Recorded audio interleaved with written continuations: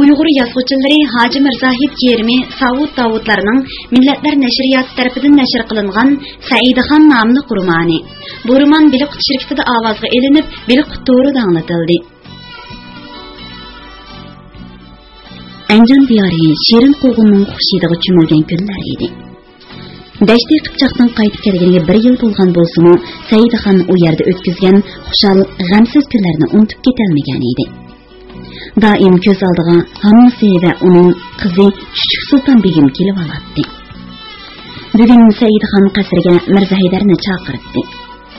Shahzoda yana qayerga qo'shin tortib boradigandi, men bilan maslahatlashgudek buningdan ko'rak yana qanday qish bor ekan deb o'ylagan Mirza Haydar qasr mehmonxonasiga kirib nozu ne'matlar bilan to'shgan dasturxon ustida bir ko'za sharobni ko'rdi. Yaqin odamlar bilan ishvozlik qilib, ko'ngilni bir ko'tarmoqchi bo'lsa kerak. Mirza Haydar ancha xush bo'lmagan holda satar chelayotgan shahzodaga salom berdi. Saidixon satarni tamg'a yo'lab qo'yib, izzat ikrom bilan uni turda o'tirg'izdi. Mehmonlar tex kelmabdi-ku shahzoda. So'radi Mirza Haydar katta silingan dasturxonga qarab. Mehmon kap bo'ldi, og'a. Saidixon kuldi. Nima? Xazinasi. Qani u kap bo'lgan mehmonlar? Mana, o'tiribsiz-ku. Bugun sizdan bilak aziz mehmonim yo'q. Undaq demang shahzoda, sizga jon pido qiladigan neni azimatlar bor? Shundoq. Dedi Saidixon kumush jamg'a sharab qo'yib. Hech kim menga sizdek ham tuqqan, ham tarbiyalig'ichi, ham ustoz, ham do'st bo'lgan emas Mirza Haydar og'a. U sharabni sundi. Mirza Haydar azadin ko'p ichmaydi. So'rinlarda Saidixonning ko'ngli ayopla ancha-muncha ichib qo'yishyapti. Oho shahzoda, bugun paylingiz boshqacha-ku, dedi u sharabni qo'liga elib. Bir xufiyani gapingiz bor o'xshamamdi. Qaysi xonzodaning Livan qiziga ko'zingiz tushdi? Bugun mushu nozik ish to'g'riliq chaqirtibsiz-da. Ajib bo'lamanmi? Chaqchaq qilib sharabni ichib atdi. Ba'zida do'st degan so'z qarindosh, ustoz degan so'zlardan a'lo turadi ekan. Men shu topda sizni do'stim deb atashni loyiq ko'raman, dedi Saidixon jamg'a yana sharab qo'yib. Topdingiz do'stim. Xufiyani maslahatlashadigan bir ish bor. Bu navbat elchi siz emas, men bo'laman. Qani, sharab ichdim. U sharabni sundi. Qarang, qirg'ovulning ko'pi bak shirin pishibdi. Tartinma erim. Qani do'stim, mazza qilayli. Mirza Haydar uning gapining tegida gap borligini his qilib, jamni elib bir ko'tirishdi sharabni ichib atdi. Gapingizni ochiq aytmoqchi, taomga ig'iz tegmayman shahzoda. Saidixon unga tikildi. Gulnigar Sulton begimga Kabulda o'ylangan edingiz do'stim? Shundoq shahzoda, Bobur Mirzoning da'vati bilan. Uni kuyib olgan edingiz? Astag'firulloh, taz qisqa savol bo'ldi-ku bu shahzoda. Gulnigar Sulton begim Sulton Mahmud Mirzoning to'qal xotindan bo'lgan eng kichik qiz ekan. Dadisi qazo tepib, uzunga qolmay, onasi o'lib ketib, Qutlug' Nigar xonim yerida tarbiya topgan ekan. Bobur Mirzoning gapini yera olmay, amrim qalganim rost. To'yim bo'lib ko'p o'tmay, sizmi Kabulga keldingiz. Mundaqda, uningga toza ko'nglingiz yo'q ekanda? Ko'nglim bo'lsin, bo'lmasin, nikohli xotinim-ku u. Bu rost. Do'stim, ayting, birga kuyib boqqanmisiz? G'alit savollarni so'rg'il turdingiz-ku, shahzoda. Shahzoda demang, do'stimda. Do'stim, meni so'roq qilib o'tmaydigansiz? Bu muhim, dedi Saidixon sharab sunib. Javob berishingizni o'tinaman. Birga azoli ko'yganmisiz? Menga rost gap qiling. Mirza Haydar ajablangan holda sharabni elib ichib atdi. Burun birga kuyib boqmagan edim. Endi-chi, ko'ysammi nima iloj? Bo'ldi bas do'stim, gap tugadi. Buni taomdan yeb qaytgandan keyin to'y tayyorligi bilan bo'lim. Sirti zo'r bir ishim bor edi. Amsa men ketdim.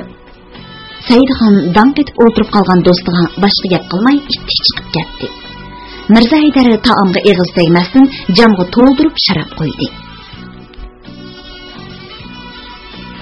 Daim jang dumbiqi anglanib turadigan O'xsi diyoridagi sayron bo'stonligida bugun dab ovozi yangrayotdi. Yop-yeshil majnun talla, rang-rang gul giyohlar salkin shamolda usulga tushib ketgan edi. gül purab turgan cho'ng bog' ichidagi ozoda hujrada Gulsuruq banu Afruza Sulton begimning chechini taravatadi. "Banum opa, men yotliq bo'ldigan odam Mirza Haydar og'ami yoki boshqa odammi?" Gulsuruq banu kulib teliqib ketdi. To'y bo'lgandan beri bundoq echilib kulishi birinchi qatim edi. Doim muңlib yuradigan bu ayol o'tgan yildan beri echilib kuladigan, kishilar bilan muңlashadigan bo'lib qolgan edi. Qanot bagi xotinning xushxo'yligidan nimish qisayinmisin. U endi askarlarning qishidala kunni o'tkazmay Gulsuruq banuning yanida ko'proq bo'ladigan bo'ldi. "Malikan, men da'vatsiz. Texnik kimga tegadiganligingizni bilmay yuramsiz. Men o'xshash sevgan kishingizni almashtirib qo'ymang yana." "Nima? Men da'vatsiz banu opa. Siz sevgan kishingizni almashtirib qo'ygan midingiz? Tazi qiz chiqish oldi-da bu." Qaqoqlab ko'rdi Afruza Sulton begim. "Yo'q, undaq bo'lmagan. Gapingizga yarasha o'ynab deb qo'ydim. Siz rostilla kimga yotliq bo'lganligingizni bilmamsiz?" "Bilmayman. Ishonmayapamsiz?" "Voy shayton qiz. Mirza Haydar og'am bu chaqqishi menga bu to'g'riliq zodil gap qilib boqmagan," dedi Afruza Sulton begim yuzini olqini bilan yepib. "Voy tadan qiz. U sizni bakli yaxshi ko'radi. Ko'ngildagini aytishga jur'at qila olmagan bo'lsa kerak. Sizchi?" "Men uningga aytgan," dedi barmoqlarining orasidan qarab. "Nima? Aytgan?" Qiziq so'rdi Gulsuruq banu uning esiga o'limga hukm qilingan vaqtdagi ishlar tushib. "Yaxshi ko'rganligimni bo'lmamdi. Izo tortmay qanday aytdingiz? Og'zim bilan emas, ko'zim bilan aytgan." "Ko'zim bilan? Ko'z bilan so'zligini bo'lamdi?" "Ha-a, izo tortganimdan ko'nglimdikini deyolmay Mirza Haydar og'aga talmirib qaraydim." Gulsuruq banu to'la kulib uning tal-tal chochlarini tartib soldi. "Voyjon, yo'lga aytdingiz."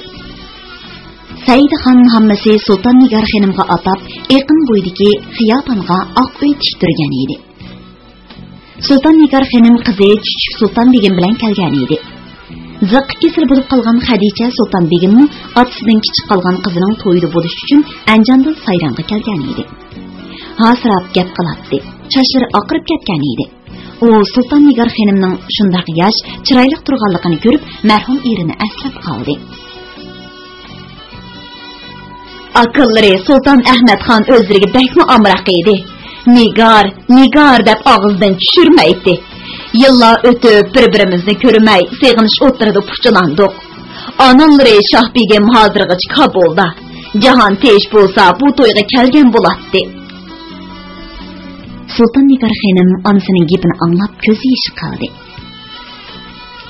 "Shu onamni bekni ko'rgib keldi. Xonamma, bugun to'y, yig'limisizlar? Onam oran turdi. Sizlar yig'lisizlar, onam chidolmaydi. Sizlarni Mirza Haydar og'amga ona bo'lib bersin deb chaqirib elib keldik. To'ynag'imizni o'zlari boshlab bermaslar bo'lmaydi," dedi Saidxon yo'g'on qora ko'zlaridan yosh eqib tursimi, chiroyi oftobdek nurlanib turgan hammasini tasalli berib. Sulton Nigar xonim nafs yasalgan qo'ziqni og'ziga selib chirishga boshladi. Oq o'ychi qo'zining muңliq sadosiga to'ldi. "Qizim Chuchuk nega ketgandi? Usul o'ynab beradi," dedi u bir padi chilib bo'lib. "O'g'lim Abdulrashid bilan o'ynayotsa kerak, chaqirayli." Saidxon o'zi chiqib ularni boshlab kirdi. Abdulrashidxonning qo'lidan kichik sadoq, belidan kichik xanjar bor edi. Uchisiga shayatun, beshiga jiyak tutilgan bo'k kiygan edi. Chuchuk Sulton begim yoqut ko'z qo'yilgan zarjiyakdek taqiya, oltin tugmalik ta'tilla jilitga, g'oz tumishqidek maxmal cho'riq kiygan edi. Ular egilib salom berishdi. "Barakalloh sizlarga bollarim, ko'z tegmasin," dedi Xadicha Sulton begim ruhi ko'tarilib. Hozir uning demi siqilmay, nafsi yaxshilanib qolgan edi. "Bular ustidan isiriq serib etinglar," dedi Sulton Nigar xonim. "Nima degan kelishgan bir jup, ha?" Uy ichidagi ayollar kulishib ketishdi. Ikki ayol xizmatkori tarangiga ilingan orcha yog'och ustiga ozroq qo'y yig'i silib, cho'q qo'yib, yalpib tutashtirib, amdigini 4 yoshning qarsini olgan o'g'il qiz go'daklarining beshidan 3 martam aylantirdi. xushbo'y uyni qapladi. Ondan isiriqni tashqariga elib chiqib ketdi. Chuchuk sulton qizim, Abdulrashidxon o'g'limga sovg'a elib keldimikin, ko'rib baqsaq, dedi Xadicha sulton begim Sulton Nigar xonimga ko'z yumushlab qo'yib. Elib keldimi, opa? Marsidi qiz opsa qaradi. Elib keldi. Voy, elib kelmamdigan, deb qo'ydi Sulton Nigar xonim. Qizim, elib kelganlaringizni aytib bering, ha? Saidxon dadingiz anglab baqsin. Aqash Xitoy. Ha, o'xya, qo'lidagi shu. Ko'rsatdi Abdulrashidxonga ishorat qilib. Amamma, tuya, at, qo'y elib keldi. Bakib. U ko'zlarini o'ynatib Saidxonning quchog'iga chiqib o'tirdi. O'g'lim, Chuchukxon qizga sen ashqalli aytib, nim berding, deb baqa? Abdulrashidxon kulimsirab otasining yeniga keldi. Men bo'ynidagi zulmarni berdim, esib oldi. Ana. Qo'li bilan ko'rsatdi. Hammalarning paraqida kulishib ketdi. Endi men quvuz kelib beray. Sen usul o'ynab bergin, qizim. Sulton Nigar xonim qovuzni tishlab kelishga boshladi. Kichik qiz tartinib biroq o'tirg'a tushib usul o'ynadi. Yigit keldi! degan ovoz tashqaridan anglandi. Saidxon oq uydan chiqib, otliq kelayotgan kuyovning oldiga qarab mangdi. Yeshil salla o'rgan Mirza Haydar xeli yiroqdan piyoda bo'lib, Saidxonga 9 qatim tizilib salom berdi. Anjan Oqsining martabali kishilari Said Muhammad Mirza, Qanotbek qatorliq bey sardorlar bo'stonliqqa marika tuzib o'ltirishdi. Oqsining qozi kaloni nikoh o'qidi. Qizga Saidxon, yigitga Said Muhammad Mirza ota bo'ldi. O'ri ko'tarilib turgan polo tartilgandan keyin Oqsining shirin qo'g'illari pichilib, taxsi-taxsida keltirildi. Duodan keyin so'z boshlandi. Dab ovozi go'zal sayron vodisini qapladi. Shu tapda Anjondagi uyda Mirza Haydarning xotini Gulnigar Sulton begim yig'lab o'tiradi. Anglayotganinglar biri qutoridan anglatayotgan ovozli asarlar sahifasi. 22-bab. Kesilgan bosh. Bu yil bahor judonliq bo'ldi. Havo bir kun ochiq bo'lsa, bir kun tutiladi. To'xtamay chiqib turgan shamol ba'zida bo'ronga aylanib, mevalik daraxtlarning chechaklarini bevaqt to'katdi. Ba'zida qor qo'yin ko'tarilib, mo'rdan chiqqan tutundek havoga o'rlab, atrofni ko'riksiz qilib yetadi. Odamning yuz ko'zlariga tosh tuproqni chachatdi. Shundoq bir sat qo'yin cho'rgilab bo'ylarga kirib, o'yga cho'kib o'tirgan Umma Gulsumxonni to'pchangga ko'mvatdi. Beshidagi oq yelil ro'molni uchirib, tom ustini chitlab turgan cheqir tikanga elib qo'ydi. Uning yoshliq ko'zlariga ochiq to'pi kiradi. Shalonat qilgan kirpiklarimi dalda bo'lolmadi. Birdinla ko'ksiga bir narsa urilgandek bo'lib og'rib ketdi. U qo'llari bilan maydisini bosgan holda peshonasini echilib qolgan tiziga qo'yib oldi. Chimidak pakiz qo'ri birdamdala qora qo'yin uchirib kelgan axlat javog'i to'shib maynatlashib ketdi. Shu chaqda qo'ri ishga jaloqida echilib, sovut dubulg'i kiyib qilish osgan Alibek kirib keldi. U dumchib o'tirib qolgan Umma Gulsumxonning yeniga yugurib boradi. "Ana, nima bo'ldingiz?" U tizinib turib Umma Gulsumxonning beshini ko'tardi. Onasi ko'zlarini ochdi. "Alibek, o'g'lim, bu senmi?" "Men ana, men. Bir yeringiz og'riyotamdi." Umma Gulsumxon sal o'zi kelib Alibekni quchoqladi. "O'g'lim, bayon uyda qolgan ekanman. G'alati bir tush ko'rdim. Qo'limda bir non turg'idek. Nonni Mirza Abobakir menga bar davatqidek. Men unimig'idekman. Chochlarimdan qamallab tutib, nonni tortib olg'udekmish. Bir chaqda o'nan Mirza Abobakirning beshiga aylanib qolganmish. Ajaba u beshini o'zi ko'tiryapti. Bu qanday qishdi degidekman. Shaldir-shuldir qilgan ovoz bilan tan ko'zimni echib qo'yinda qoldim. Shuning bilan esimni yo'qotibdiman. Agar kelmagan bo'lsang, bu yerda yana qancha vaqt o'tiratdimkin tang. Sultan Mirza Abu Bakr Qashqarga qo'shin mang'izmoqchi. Men bu inalarim bilan birga qo'shin tarkibida Qashqarga boradigan bo'lib xo'shlashqili kelib edim, ana. Dedi Alibek. Men uchun balam. Andikib so'radi ana.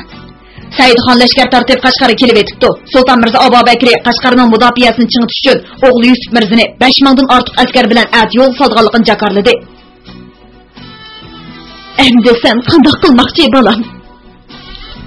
O'z ixtiyorim bilan inalarim va o'zimga qarashli askarlarimni boshlab Saidxon lashkarlari qo'shilmoqchiman ana. Duo bersizlar, dedi u. Xudo arzuyingga yetkazib, otangning ruhini shod qilsin. Sana nusrat ata qilsin, dushmaningni mat qilsin. Amin. Amin. Dedi Alibek duoga qo'lini ko'tarib. Balam paxas bo'lg'in, Mirza Abu Bakr bek to'yg'un. Ana, bu vaqt qadar Xudo o'zi saqladi. Men uning sardorlaridan biri bo'lib qoldim. İnanırım o işençilik nevkerlere hesaplanıdı. Hazır o bizden gumanlanmaydı. Amallıqınızda Allah'tan tilisiyle ana. Men kısas ilişki olduravatı men. İnanırım bilen görüşü olsam bo'latdi balam. Dilqut xazinesi. Dedi Ümmə Gülsüm xanım qayg'urgan holda. Uning chashridagi oq ko'payib, kang peshonasiga inchik siziqlar paydo bo'lgan edi. Xeyli judab qolgan bo'lib, g'amkin ko'rinatdi. Shundoq bo'lsa-mu, ziboligini yo'qotmagan edi. U ko'nglida bir qarorga kelgan bo'lsa kerak, o'g'lining peshonasiga so'ydi. Qashqarga borganinglardan keyin sizlar chopqan qilish Saidxon navkarlarining emas, Mirza Abu Bakr talvillarining beshini ussin. Mana hozirdan boshlab otanglarning begunoh o'ldirilgan kishilarning qisosini elish qo'ydi bo'linglar. Shunday qilsanglar, alni rozi qila olaysizlar. Men rozi bo'laman. Sizlar nusrat topsizlar. Lekin u chaqda men yo'q. Qabrimga chiqib duo tilovat qilishni unutib qolmanglar. Sizlarni yana ko'rarsam koshki. Ümmə Gülsüm xon Alibekni quchoqlab yig'lab ketdi. Xotirjam bo'ling ona, burchimizni ado qilamiz. Kechda inalarimni boshlab kelman. Endi men ketay. Yana u zolim kep qolmasin. Alibek Ümmə Gülsüm xonga ta'zim qildi-da, ishga chiqib ketdi. Ana o'g'liga intilib, qo'llarini uzatgan beti turib qoldi. Xonim, uyga kirib ketsizlar, charchab qoldilar. O'ylashganidagi uydan chiqqan Mapika sohib ta'zim qilib o'tindi. Ümmə Gülsüm xeyrigacha midirlamay turdi. Sohib kayn-kayndan o'tindi. Bugun menni bo'lganda men Sohib aka, o'zimni boshqara olmay qelyapman. Bolalarimni bir ko'rib olsam bo'lardi. Ko'rila xonim, ko'rila. İki didek ayolga uylarni pokiz tozaltib qo'ydim. Ularni o'zlarini kutib turibdi. Dedi tasalli etib Mapika sohib. Rahmat Sohib aka. Endi men uyga kirib ketay. Ümmə Gülsüm xon uyga kiribla qat-qat silingan kimxab to'shak ustiga o'zini tashladi. Hammamni tozalab qo'yinglar, dedi u qo'l qo'shtirib turgan ikki dedakka. Ma'qul xonim. Ular chiqib ketdi. Ümmə Gülsüm xonga hozir hech nima tetamaydi. Darizaga hadab shamol urilib, pardalarni yenik lapildatdi. Ümmə Gülsüm xonga tushida yana heliqi bosh ko'rindi. Uning vujudini qo'rqinch cho'lg'ib oldi. U meni o'ldirib etadi. O'ldirib etmay qo'ymaydi. Buni kutib turishim kerakmi? Men shuning uchun bu zolimga tekkanmaydim. Yo'q, bolalarimni cho'ng qilib olay, fursat deb o'ch olay deb tekkan. Kutib tursam u fursat kelmaydigan o'xshaydi. Xudo gunohlarimni o'zing mag'firat qilgin. O'zing ojiza qulunga madadkor bo'lgin. Un oxiratga uzatay. O'ylab o'rindan turgan Ümmə Gülsüm xon uyning mihrab tarafi qo'yilgan cho'ng to'mir sanduqni ochdi.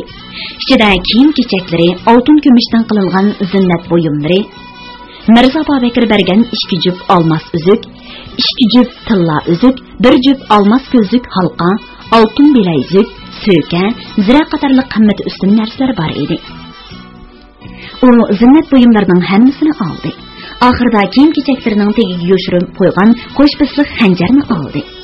To'shakni qaytaraslab, xanjarni qat-qat silingan kimxat ko'rpining ostiga bosib qo'yib, bo'sh ovoz bilan dedaklarni chaqirdi.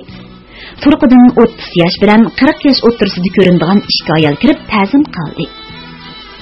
Xonim, hammamni pokizlab qo'ydik, so'rmasdi. Ümmə Gülsüm xon boshqa so'z qilmay, ikkisiga 2 bo'qchi kiyim, 1 jupdan oltin zira, 1 jupdan tilla uzuk, 1 jupdan kumush bilayzuk, 10 tiziqdan marvoyib berdi. Eringlar qarindoshlarim, bu mening sizlarning haqqinglar uchun berginim. Menga singillarimdek obdan qaradinglar. Rahmat. Ular ko'rinib turib elishdi. Endi chiqib aram elinglar. Rahmat xonim, Xudo murodlariga yetkazgay. Deyishdi ular ko'zlariga liqqida yosh elib. Mapga soyibni chaqirib qo'yinglar. Ma'qul xonim. Ular chiqib ketiblar, soyib kirdi. Xonim, chaqirgan ekanlar. O'tirsalar soyib aka, gapim bor edi. Umma Gulsum xonim uningga bir juft oltin bilayzuk, bir juft olmos halqa, bir juft tilla uzuk, 20 tiziq marvoyib bilan bir bo'xchi kiyim berdi. Bu mening bu Aysxon ishkillarining haqqi uchun atig'inim soyib aka. Yapır xonim, bu qimmatlik narsalarni nima uchun bizga berib o'tmoqchi bo'ldilar? Mapga soyib Umma Gulsum xonning shuncha esil zinnat buyumlaridan nima uchun voz kechganligini tushunib yetolmay bir pas orsalda bo'lib turib qolib ondan dedi. Rahmat xonim, ömürleri uzun bo'lg'ay. Umma Gulsum xon miyiqqida kulib qo'ydi. Bugun sultan keldigandek turdi. Agah bo'linglar soyib aka. Tam ustidagi chiqqa ilinib qolgan ro'milimni elib, bu Aysxonga bersalar. Ma'qul xonim, Xudo o'z panohida saqlag'ay. Mapga soyib uzun duo qilib ondan chiqib ketdi. Umma Gulsum xon uyni yana bir qatim yig'ishtirdi. Sanduqdan mush uyga dastlab kiyib kelgan qora tovar ko'ngak jilibkisini oldi. Ko'rpa ostiga yoshurug'liq xanjarga bir qarab yetib, hammomga kirib yo'yindi. Yo'yinib bo'lib chachlarini yetti o'rim qilib taradi. Qarishdan qora ko'ngak, qora jilibkisini kiyib, oq ro'mini ortib oldi. Shu qadar jaziblik bo'lib ko'rindi. Umma Gulsum uyga chiqib tash aynak oldida qoshlarini terib, ko'zlariga surma tartib, yuziga pardoz qildi. Shuning bilan boshqacha echilib, o'sniga o'sim qo'shildi. Bir qishli qo'g'ini pishib, qatlim bilan non yeb oldi. Zavol vaqti bo'lgan edi. Uy sal qorong'ulashdi. Umma Gulsum ko'rib ostida xanjarni elib, yana qaradi. Bu avvalgi qadinas eri marhum Timirbay Yengsarda so'qtirgan xanjar edi. U eridan qolgan narsalardan mush xanjarli saqlanib qolgan edi. Umma Gulsum xonning ko'z chanoqlari yosh tutuldi. Xanjar bisi yosh tomchilari bilan yuyuldi. Shu chaqda birdan ish echildi. Cho'chib qolgan Umma Gulsum xon olmon-talmon xanjarni ko'rib ostiga yo'shirib o'rindan turdi-da ta'zim qildi. Kirib kelgan kishi Sulton Mirza Abo Bakr edi. Xumar xotin, nima ish qilyapsiz? Yaqut xazinasi. Bu ovoz Umma Gulsum xonni tamtirtib qo'ydi. Umma Gulsum darrov o'zini o'ngshab kulib javob berdi. Keladiganliklarini bilgandek to'shakni rastlab qo'yib sultonim. Vaqtida keldilar. Mirza Babakri dimqini qiqib qo'ydi. Uyga sinchilab sapsilib, nazari qatma-qat silingan to'shakda to'xtab qoldi. Men atiyan sarg'a bormoqchi bo'layotiman. Saidxon nurg'un qo'shin bilan Qashqarga bostirib kelib, daksini ekandan keyin Yengsar taraf chekinibdi. Bu Shumniyat shahzodini ot siyarkandan oqsuv qochgandilar. Zakistil ujuq turmatmaginim uchun ovarchilik tartilgandek turman Xumar xotin. Lekin mening fiyimga tushgan har qanday kishiga o'zimni bir to'ntib qo'ymasam, ko'nglim oromga tushmaydi. Hisob turman, qo'g'in bo'lsa etkirsingiz. Ma'qul sultonim, dedi Umma Gulsum xon erining harakatini sakaklik bilan kuzatib. Qo'g'in xeliba, o'zlari tanlab yegan bo'lsalar, elib kirganim lavzi bo'lib qolmasin, ko'nglim yerim bo'ladi. U ko'zlarini o'ynatib eshik oldida to'xtadi. Bu chaqcha siz pichib bergan qo'g'in ta'msiz chiqqan emas. Ta'msiz qo'g'inni mo tatli qilib yetalaysiz-ku, Xumar xotin. Mirza Babakri gapni avutmay elib kiring degan ma'noda qo'li bilan ishorat qildi. U o'tgan kunlarda kelgan chaqlardagidek ochiq emas edi. Umma Gulsum xon pisingida kulib qo'yib, silkat bilan o'rilib chiqib ketdi. Mirza Babakri berib to'shakni qayirdi. To'shaklarning eng ostida mingis sapli xanjar parqirab turardi. U darhol tunning qo'yin yanchiqiga yo'shirib, badaxshan qurib o'tirdi. Sammakkar xotinni deb tishlarini g'uchurlatdi. Bir oz vaqt o'tgandan keyin kas qilingan qo'g'inni patnisga elib ko'tarib kirgan Umma Gulsum qo'g'inni erining oldiga qo'ydi. Kas qilingan qo'g'inga kichikroq bir qalampiras sanjib qo'yilgan edi. "Men ma pichoq bilan yeyman", dedi Mirza Abo Bakri tamkin holda qo'ynidagi xanjarni chiqarib. Yurki qartib qilgan Umma Gulsum butun kuch bilan o'zini besib, hech nimani ko'rmagan kishidek kulimsirab o'tirdi. Eri uningga pat-pat qarab qo'yib, qo'g'inni xanjar bilan yonib yeyishga boshladi. Qumar Hatun, yeshinib o'ringa kiring, dedi bir kas qo'g'inning yermini yeb tugatgan Mirzo Babakri. Sultanım, namoz sham vaqti bo'lib qoldi-ku deyman. Taqtimni qo'ymadingiz, deginimni qiling. Ummay Gulsum eriga qiyoq baxti. Mirzo Babakirning qisilgan ko'zlari uningga nashtardek sanjaldi. Ayolning qarshida sen zolim muddaimni berib qopsanda, endi boshqa bir amal qilishim kerak degan ma'no bor edi. Erning qarshidan sen Makkar Hatun bu kamgacha noz karashmang bilan beshimni aylantirib, jiningni saqlab kelding. Endi meni aldab qutulaman dema, xanjar qo'limga tushdi degan ma'no chiqib turadi. Amsa buni elib etay. Ummay Gulsum xon qo'g'in xanjari turgan patnisni nayt tezlikda qo'liga elib mangdi. To'xta! Varqirda Mirzo Babakri irg'ib o'rindan turib, uning chiroyi to'lin surlik edi. Ummay Gulsum kayniga shundoq qayrilib patnisni erining beshiga otdi. Bu naraf! Paqqa tekkan qo'g'in Mirzo Babakirning yuz-ko'zini bulg'avatdi. U birdan esini yig'ib, eshik tomon mangan Ummay Gulsumning kaynidan yugurgan edi. Birinchi qadamida qo'g'in shapqiga dasib olib, kesilgan terakdek o'ngsiga tushdi. Ummay Gulsumni kayniga yelib etilib keldida eriga xanjar urdi. Anglayotganinglar beli qutoridan anglatilayotgan ovozliq asarlar sahifasi. Saidxon Yapchanga kelganda bu yurtning 7 yoshdan 70 yoshgacha bo'lgan ayol aholisi non to'qash ko'tarib oldiga chiqib qizg'in kutib oldi. Qashqarning seperi egiz, mudofiasi kuchli ekanligini ko'rgan Saidxon Mirza Haydar, Said Muhammad Mirzlarning maslahati bilan Yenisarni avval elib, Yarkentdan keladigan dushman askarlarining yo'lini o'zib tashlagandan keyin ondan bu qadim shaharni olmoqchi bo'lib, tuyuq tushirmay Yenisarga mangan edi. Yapchanda Saidxon 100 dan ortiq dehqon fidoyilarini askarlikka qabul qildi. Mirzo Babakirning amirlaridan bo'lgan Qirg'iz Muhammad Bekmi 1000 dan ortiq askar bilan kelib uningga qo'shildi. Saidxon Farg'ona, Orato'pa, Mavara Unnahirda Jonibek Sultan suyunchilik xonlar bilan urush qilib yurib, Xorazon, Xorazm taraflarida jang qilayotgan Bobur Mirzo Afg'onistonga chekinib, Hindistonga yurish qilib mangan chaqdilar ona yurti Qashqar, Yarkentga qarab yo'lga chiqqan edi. Yo'lda uning lashkarlariga qo'shinlarning soni 1000 dan oshgan edi.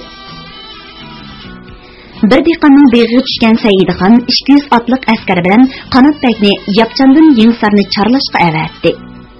Ular 4-kuni kash peshin bilan qaytib keldi. Ular Mirzo Babakirning 500 dan ortiq askari qo'shilib kelganligidan xabar topgan Saidxon Qanotbekni oldiga chaqirdi. Qanotbek og'a, dedi uni yenida o'tirg'izib, oddiy dehqon o'g'li bo'lgan bu qiynag'isini anjandik vaqtidan tartib hurmat bilan og'a deb kelib ahvolni menga tafsili aytib bering. Bu 500 dan ortiq odam qanday qilib sizga qo'shilib qoldi? Biz mangan kuni oqshomda Yenisarga yetib bordik, deb so'z boshladi Qanotbek. Qarasoq nurg'un lashkar qal'a sirtida chedirib o'rilishibdi. Men yapchanlik bir qancha yigitni elib olgan edim. O'zimmo dehqoncha yasinib ular bilan 3 charm qo'g'in elib atsarda bomdod namozi o'tilib bo'lgandan keyin qal'a darvozasiga yaqinlashgan edik. Qo'g'in sotimiz deb qal'a ichga kirib 2 qatim aylandi. Qimmatrak baho qo'yib bir harbi kelgida qo'g'inni sotdik. Choyxonada choy ichkash o'ltirib gapdan shudu. Kishilarning aytishiga qaraganda Mirzo Babakri Yenisar qal'asini necha yil yetkidak uzuq turib, qurol-yarog' bilan to'ldirib aytganda qiladi. Ataqliq beylerden Eminbek Mirzini Yenisarning hokimligiga tayinlab Jon Hasan, Oxti Mirvali, Shohdan Muhammad Beklani amir lashkar qilib belgilabdi. Ularning 7000-8000 askar bor ekan. Hozir hadab qal'ani ching'itishga kirishibdi. Qal'a sepilni ham kam, ham egiz qilib so'qtirib bak mustahkam qilib etibdi. Oyilib yurib hujum qilib kirgidek yer topolmadi. Qal'a sirtidagi askarlar Qashqarga yordam ketayotganlar bo'lib, Yarkentdan kelganiga bir kun bo'lgan ekan. Ehtimol bugun yo at yo'lga chiqib qolishi mumkin. Men qo'g'in e'lonlar deb varqirab ularning ishini arlab ko'rdim. Cho'ngroq bir chedir oldidan o'tib ketayotsam, bug'doy o'ng, o'ttir bo'yliq bir sardor chaqirib qoldi. Chedirga kirdim. Bir qancha navkar bilan o'tirgan ekan. U "Sen dehqonmi?" deb so'radi. "Dehqonman" deb qo'rqimsirab asta javob berdim. "Qayerliksan?" dedi. "Yapchanlik" dedim. "Shuncha yiroq yerdan qo'g'in sotqili keldingmi?" dedi. "Har yil qo'g'inimni u tarafi Qashqarga, bu tarafi Yenisarga elib berib sotaman" dedi. Sardor o'yinib turib, so'rashni yana davom qildi. "Aytqina, Saidxonning Qashqarga kelganlik to'g'riliq gap angladingmi?" dedi. "Qashqarga emas, Yapchang'im kelib bo'ldi" dedim. U, "Ha, yapacağını keldi degen, sen gördün mü?" dedi. "Yiraqdan gördüm." Onun şundaq cevap verdim. "Sen yansara qoğun elip manganda, u sen toşmadı mı?" dedi. "Kar bolmadı" dedim. "Qoğununu bizge setip bergen" dedi. "Bu Serdarmang neme üçündür yaqin kişimizdek, uzak zaman ayrılıp gelip qayt görüşken dostumdek to'yilib ketdi. Şunun bilan ishqarib qo'g'ini berib atdim. Navkarlaringiz bilan yang, tatlı qo'g'in, yapchandan o'zsangiz meni izdan, qo'g'in bilan mehmon qilman" dedim. U rahmat aytib chedir oldiga chiqib uzatdi. Men hamrohlarim bilan qaytib, odamlarimiz yushirinib turgan qumbarxonlari tüyib keldim. Uzoq o'tmay bir to'p askar yetib keldi. Men odamlarimni o'zinglarni daldiga olib turinglar deb, quruq qarvini haydab ularning oldiga bordim. Qarsam Boyiq Sardar meni ko'rib otdan tushdi. "O aka, bizni Saidxon askarlari bilan uchrashtirib qo'ya olamsiz" deb mendan o'tindi. "Bu ozg'ina odamlaringiz bilan qandoqmi necha ming lak askar bor Saidxon tankila olaysiz" deb sanab baxtim. "U, men urushmoqchi emas. Uning qo'shilib Mirzo Bobakrdan qisos olmoqchi. Shuning uchun iz qo'g'lab kayningizdan kelgan edim" dedi. "Bu so'zingiz rost bo'lsa qasam iching" deb uni qasam ichkizdim. U yuzini qibla qilib Allohni shipi keltirib qasam ichdi. Shuning bilan ularni boshlab keldim. "Allah sizga madadkor bo'pti, Qanotbek og'a" dedi xushal bo'lib Saidxon. "Bu g'alaba qilishimizga bir bishorat. Sizdan ko'p xursand bo'ldim. Sardarni boshlab kelgan bo'lsangiz." "Xo'p, amir kabir." Qanotbek hayal o'tmay Sardarni va uning enamlarini boshlab keldi. "Assalomu alaykum oliyleri." "Va alaykum assalom Sardar. Marhamat." Sardar adab bilan ko'rib ustida o'tirdi. "Etingiz nima ekan?" so'radi Saidxon. "Ali bey, qayerliksiz?" "Yarkan qal'asidan." "Otingiz kim bo'ladi?" "Yarkan hokimi marhum Nazar Mirzo Yasovuli Tumurbek edi. Uni Mirzo Bobakir sepil ostiga bostirib atgan." "Oningizchi?" Ali bey jim o'tirib ketdi. Uning ko'z chanoqlaridan yoshlar g'irladi. "Onam bor edi. Biz Yarkanda yo'lga chiqadigan kuni oldingi oqshimi Mirzo Bobakir uni bo'g'ib o'ltirib yetibdi." "Ya Rabbi, nimga bashchilik bu? Mirzo Bobakir onangizni qandoqchi bo'g'ib o'ltirdi?" deb so'radi Saidxon qizqib. "Onam biz kichik vaqtimizda bizni salomat cho'ng qilib qatorga qo'shish uchun, u zolimdan o'ch elish uchun uning amriga o'tgan ekan" deb so'z boshladi Ali bey. "Biz shon bo'lib hammamiz Mirzo Bobakirga navkar bo'ldik. Oxiri onam ayni ahvolni bizga ochiq aytdi. Shu kundan boshlab ko'nglimda qisos erishtirigi oshkor bo'ldi. Mana bugungi kechgacha fursat kutib keldik. Men bu qitim yo'lga chiqishdan bir kun burun onamning qishig'iga borsam, onam parishon oldi o'ltirgan ekan. "Inillaringni kechtilib kelgan ko'rishib olay" dedi. Men yerim kechiga yaqin 4 inimni elib kelsam, qo'rg'uvchiga dahshatli fojia bizni cho'chitib o'tdi. Darvoza qarag'uchi ham uning ayoli yana 2 dedak ayol qonga g'arq bo'lib dalan uyda yetibdi. Ichkari ko'yga kirsak, onam to'shak ustida chashir chuvilgan, kiyimlari yirtilgan holda yetibdi. Bo'g'zida qotilning barmoq izi ochiq ko'rinib turibdi. Ko'zlari ochiq holda inki tushib qopti. Biz qattiq yig'izor qilishib, yomg'irdak yosh to'kdik. G'azabimizga chidamay, qilichlarimiz yalang'ochlab shu hamon qisos olmoqchi bo'ldik. Biroq bundaqni barsak o'zimizni o'limga tutib berishdan boshqa natija chiqmaydi. Men mingtasi inillarimni pastga tushirib, oldimizda nihoyat yaxshi fursat kelayotganligiga ishondirdim. Shuning bilan biz qayg'imizni besib turib, onam va qonga g'arq bo'lib yotgan 4 kishining jasadini harbilarga silib opirib, kechilab dafn qildik-da, tong saharda askarlarni boshlab yo'lga chiqdik. Mirzo Bobakir bizni u ishlardan xabarsiz tashqariga yordamga mangdi deb o'ylaydi. Shu topda biz 5 o'g'ilning yurkimiz zarda. Men dadamning fojiasini bilganimdan beri Mirzo Bobakirdan qisos elishni bir kun unutganim yo'q. Faqat muvofiq fursat topolmayli kelgan edim. Oxir onamning tilki ijobat bo'lib, egam Alloh janoblarini bizga avatibdi. Endi o'zlarining qo'shini qo'shilib, Yavuz Mirzo Bobakirning zulmidan xalqni tezroq qutuldirish uchun jinimizni pido qilganimiz qilgan. Biz bilan kelgan 500 navkar mening navkarlarim. Ular bizning sizg'imizda chiqmaydigan ishonchli kishilar. Hammasi Mirzo Bobakirga o'ch. Xizmatlarida bo'lib, ota-onamizning necha ming'an begunoh ota-onalarning qisosini elishga imkoniyat bergaylar. 5 akuka tangni kelib tizlandi. "O'rninglardan turinglar azmatlar. Alloh qisos elish orzuyinglarga yetkazgay." Ular qulluq bildirib o'rindan turishdi. "Obdan aram eylanglar. Yengsarni elish jangiga qatnashsizlar. Sizlarni vazifaga tayinlayman. Buyruqlarni ado qilamiz oliylar." Ali bey inillari bilan chiqib ketdi. Kaynidan Qanotbek mangdi. Saidxon Mirza Haydar Muhammad Said Mirzalar bilan maslahatlashib, Qirg'iz Muhammad Bekni barliq Qirg'iz qozoq askarlarga Amir Ali Bekni mingbeshi, 4 emisini 105 qilib tayinladi. Beliqut şirketida ovozga elinib, Beliqut to'rida anglatilayotgan Uyg'ur yozuvchilari Hoji Mirzahid Kerimi Saud Davudlarning Millatlar nashriyoti tarafidan nashr qilingan Saidxon nomli romanini bugun mushargacha anglatdik.